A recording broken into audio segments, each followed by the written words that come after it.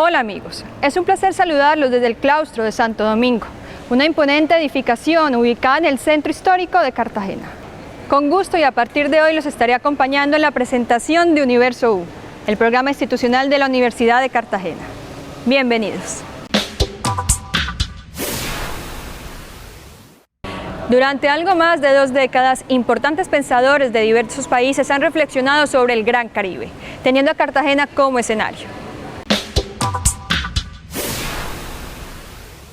La Universidad de Cartagena realizó otra versión del Seminario Internacional de Estudios del Caribe, que en esta ocasión tuvo como tema central crisis y desafíos en el Gran Caribe, donde se analizaron los desafíos y encrucijadas que experimenta este territorio como consecuencia de las transformaciones y dinámicas del capitalismo mundial y la incidencia de los nuevos intereses en la zona. Entonces, cuando la universidad hace un esfuerzo por hacer un seminario de estos, lo hace con la intención de poder llevar a la comunidad una reflexión de primer nivel sobre los temas que la afectan.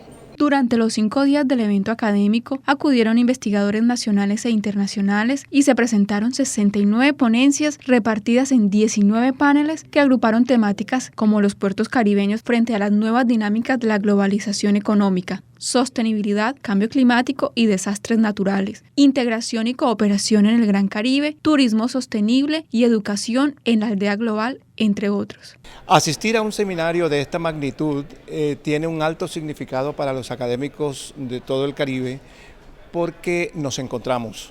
Fundamentalmente es el encuentro de estudiosos sobre la trama de distintas situaciones complejas que tiene el Gran Caribe y por esta razón es un evento fundamental al cual todos debemos concurrir y fortalecer. El Seminario Internacional de Estudios del Caribe se realiza desde hace más de 20 años y dentro de sus máximos logros se cuenta la creación de una comunidad académica en constante diálogo e interacción que discute y difunde los vínculos históricos y culturales de los pueblos del Caribe. Es el siglo del Caribe, es el siglo de las oportunidades de los colombianos, es el siglo de oportunidades de Cartagena.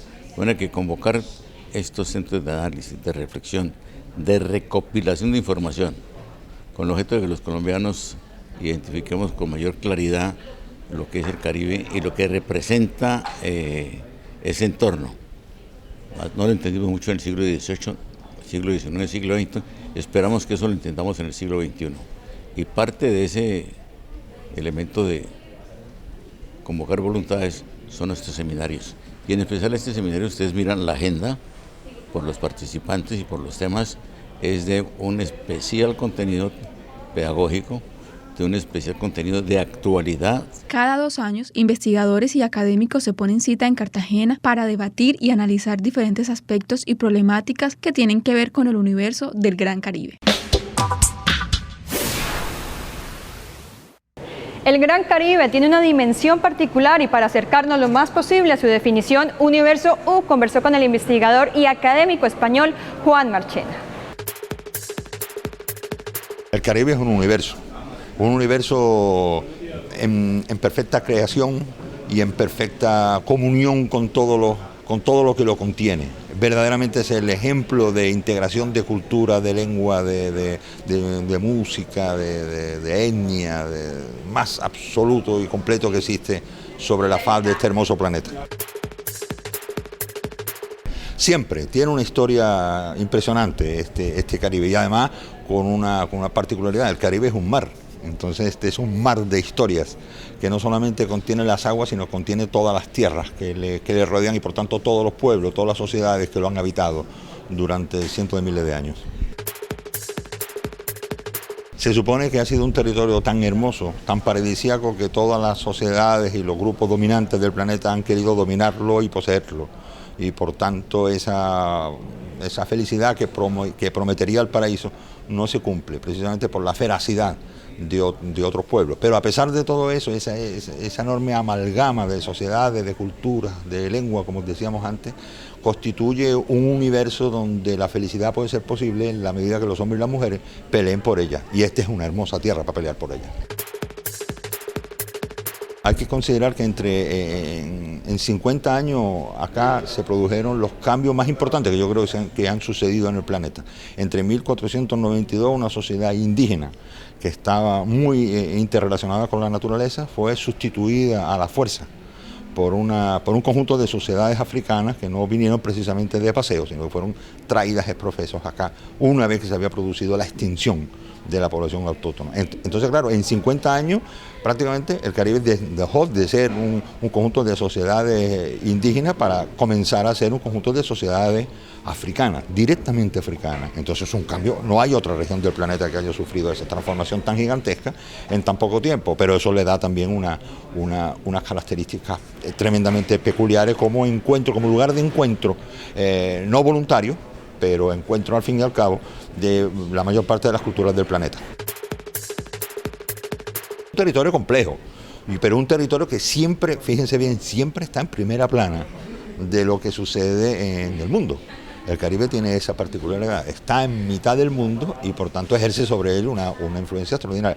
Observen ustedes qué difícil es que un solo día en la prensa no aparezca una noticia importante relacionada con el Caribe, en cualquiera de los escenarios políticos, culturales o sociales de la historia de la humanidad. Cuba siempre ha jugado un papel protagónico, siempre, no solamente en el siglo XX, sino casi desde el principio, ha sido la puerta y la salida del Caribe, pero en el siglo XX, sobre todo a partir del 59, del triunfo de la Revolución Cubana, hay que decir que cobró un papel extraordinario en el continente, no solamente, y como se ha querido ver siempre, de cara a su enfrentamiento con la América del Norte, sino la extraordinaria fuerza e influencia que ha ejercido, que ejerce, y que yo digo que seguirá ejerciendo, sobre el resto del continente latinoamericano. Cuba es un pilar fundamental de lo latinoamericano, obviamente no solamente del Caribe, sino de los latinoamericanos en general. El impacto de una pequeña isla como es Cuba, digo con respecto al continente, es absolutamente extraordinario sobre el resto de las sociedades latinoamericanas. Vamos a una pausa y de inmediato regresamos con Universo U.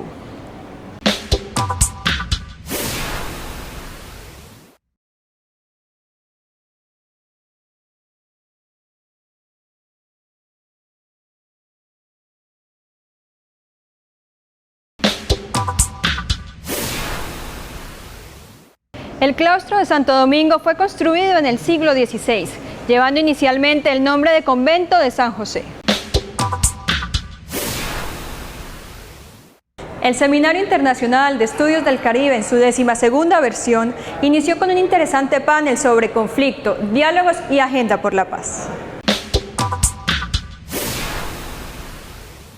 Las particularidades del conflicto armado en Colombia, considerando que este se ha desarrollado en diferentes zonas y contextos del país, han resultado un impedimento más para la construcción del concepto de paz territorial. Pues quienes estudian el tema aseguran que este concepto no es genérico y que debe responder a todas las caras del conflicto. A pesar de que las negociaciones en La Habana pretenden incluir todos los ejes de la problemática, la realidad es que las dinámicas de las regiones dificultan tal inclusión. Los 5 ejes de la negociación transversalizan el debate de la negociación del conflicto. La dinámica territorial de cada eje es muy distinta en las regiones, tienen sus propias particularidades. Luego entonces, esa es una gran falla de la negociación, de que no hay una perspectiva territorial. No es lo mismo la negociación, el tema del narcotráfico en Sierra Nevada que en Montes de María o en el Catatumbo. No es lo mismo el tema de tierra en Sierra Nevada o en Montes o en el sur de Córdoba. Luego entonces todas estas dinámicas territoriales asociadas a la captura de los estados territoriales por parte del narcotráfico, por parte del paramilitarismo, sin lugar a duda va a seguir siendo un severo limitante para que el concepto de paz territorial realmente logre posicionarse. El caso Montes de María implica volver a definir la naturaleza del territorio, especialmente desde lo económico y lo político, pues se ha empezado a considerar este como un distrito minero emergente, decisiones que solo podrán consolidarse con la intervención del gobierno nacional. El comisionado de paz que ha visitado varias veces el territorio, pues ha hecho algunos llamados sobre la idea de la construcción de la paz territorial, que habría que retomarlas, pero habría que mirar cuál es como el tipo de acción política que permitiría que una perspectiva de paz territorial puesta en particular desde las organizaciones sociales y populares tenga un espacio en un territorio tan abigarrado ya de controles hegemónicos de algunas formas productivas y gremiales que lo han copado. Pero creemos precisamente que la construcción de la paz, más en un contexto como el que se está dando, de terminación del conflicto armado, tiene que ser la que abra la posibilidad de recomponer y llevar a cabo las causas justas, por ejemplo, relacionadas con la restitución de la tierra aquí en esta región. ¿Las negociaciones en La Habana darán fin al conflicto armado en Colombia? Es uno de los interrogantes planteados en el 12º Seminario Internacional de Estudios del Caribe. El conflicto armado no va a llevar a la paz, sino que va a abrir un escenario para la construcción de la paz. Entonces, en ese sentido, habría 3 puentes básicos para poder construir la paz. Un primer puente, que es un puente ético, que son los límites éticos de cualquier acción política, de cualquiera, que la justificación de las acciones políticas no permitiera ir más allá de esos límites éticos. El segundo es social, que implica una satisfacción de necesidades básicas y unos metaderechos para que pueda ser gradual la satisfacción de los derechos. Y el último es un puente militar, que implica el desmonte de todas las estructuras bélicas, tanto institucionales como no institucionales, que se han construido en Colombia y que para tiempos de paz hay que modificarlas radicalmente. El conflicto armado, la paz y los diálogos en La Habana siguen suscitando discusiones académicas en medio de la esperanza de construir un discurso pacífico y realista que incluya a todas las regiones azotadas por esta problemática en el país. La isla de San Andrés se encuentra en una verdadera encrucijada y su dramática situación fue planteada en el Seminario Internacional de Estudios del Caribe. El archipiélago de San Andrés y Providencia es un conjunto de islas que revisten gran importancia para Colombia en el Mar Caribe. Sin embargo, sus recursos naturales se ven notablemente afectados por las actividades humanas. El tema del caracol pala es una especie que ha venido disminuyendo considerablemente. Hay sobrepesca, también se ha encontrado sobrepesca de grandes meros, por ejemplo, pargos, de las especies de mayor valor comercial. Y por ejemplo en el Caribe continental colombiano el caso de la langosta espinosa, que es uno de los más críticos. También el tema de los camarones, que ha disminuido, esa pesca industrial pues está bastante diezmada. Una de las actividades que más impacto tiene sobre los ecosistemas que se encuentran en el archipiélago es el turismo, que hace presión sobre los recursos. La isla de San Andrés en este momento está teniendo picos turísticos muy altos. Este año creo que ha sido uno de los mayores porcentajes turísticos de llegada de turistas a la isla. Y entonces empezamos una discusión, empezamos a hablar si nosotros tenemos la capacidad de recibir tantos turistas, ¿cierto? Cuando hablamos de capacidad, entonces empezamos a mirar, ¿será que tenemos suficiente agua para darle a todos? ¿Será que tenemos suficiente espacio? No solamente hablar de suficientes camas, ¿cierto? Sino que tenemos suficiente para brindarle a todos los que están llegando. Asimismo, los pescadores de las islas sienten los efectos del fallo de la Corte Internacional de Justicia de La Haya por el diferendo limítrofe con Nicaragua. Estamos frente a un nuevo orden político internacional, que es el fallo de La Haya. Justamente la zona de mayor producción de la langosta espinosa, que es la zona norte, la esquina del meridiano 82, ahí ese sector que se llama Luna Verde, pues pasaría a manos de Nicaragua, y esto pues va a disminuir la pesca considerablemente, ¿no? Ya en este momento hay una incertidumbre muy grande, porque los pescadores están temerosos incluso de ir a pescar, porque han recibido, digamos, amonestaciones de Nicaragua en el caso, han decomisado embarcaciones. Para afrontar las problemáticas de esta parte de Colombia en el Caribe insular, los investigadores sugieren estrategias como revisionar el plan de ordenamiento territorial, el diseño de políticas públicas que atiendan estas realidades y promover el turismo comunitario. Los países del Gran Caribe han tenido lazos comunicantes desde hace mucho tiempo, buscando siempre la integración y la cooperación. Los procesos integracionistas y de cooperación en el Gran Caribe no han sido pocos, vienen de tiempo atrás y sus resultados no han sido los más halagadores, aunque se reconocen avances en esta materia. Está haciendo muchas cosas, lamentablemente los avances no han sido con la celeridad y la efectividad que hemos querido. Estos esquemas de cooperación y de integración a veces se superponen, se complementan en cuanto a sus objetivos, en cuanto a sus fines. A veces hay duplicación de funciones, etc. Hay competencia, hay intereses particulares de los países que intervienen y no permiten de alguna manera acelerar o trabajar en una agenda conjunta regional del Gran Caribe. La República de Cuba, por el bloqueo y ante el bloqueo impuesto por los Estados Unidos luego del triunfo de la revolución liderada por Fidel Castro, ha impulsado y acogido propuestas integracionistas y de cooperación. La relación de Cuba con CARICOM, sí, como yo expliqué hoy aquí en la intervención, son relaciones muy especiales, son relaciones trascendentes no solamente desde el punto de vista económico y de cooperación, sino también desde el punto de vista político y diplomático. De hecho, como yo dije, los cubanos no podemos olvidar que 4 países independientes de la CARICOM, ¿verdad?, rompieron el aislamiento de Cuba en el hemisferio cuando llegaron a La OEA y dijeron, como estados independientes, y vamos a establecer relaciones diplomáticas con Cuba en el año 1972.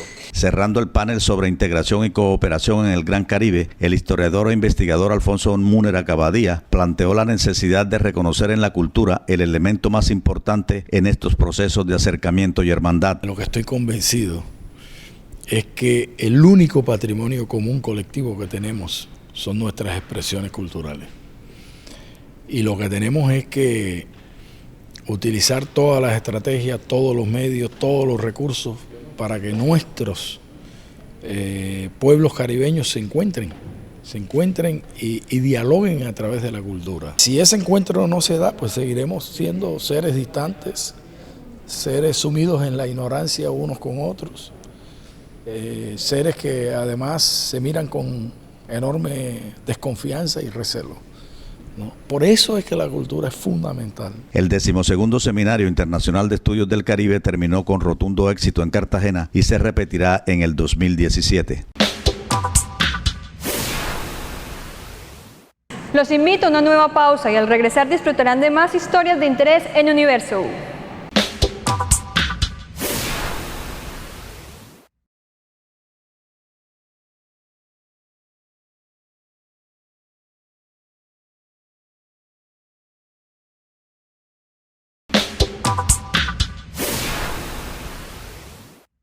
Este convento de Santo Domingo tardó más de un siglo en ser construido, pero en un principio era solo una rústica casa de paja. En la actualidad es una de las más imponentes y mejor conservadas edificaciones del sector colonial cartagenero.